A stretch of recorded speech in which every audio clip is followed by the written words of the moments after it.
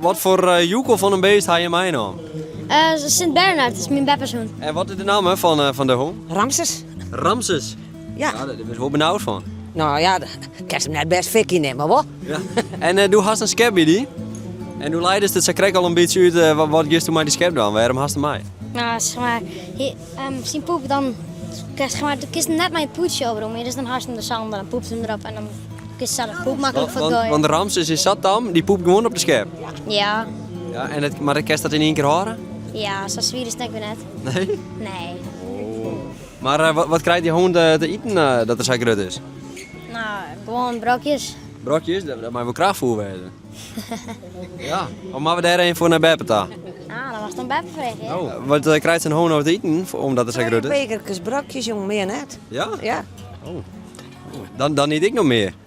maar hier is bijna lekker groot als mij. Hij weegt 90 kilo. Oh, dan is er nog zwitter dan meer. En als je hem op de achterpoort zet, ja, dan laat hij zijn kindje daar. Op mijn voorholen. Ja.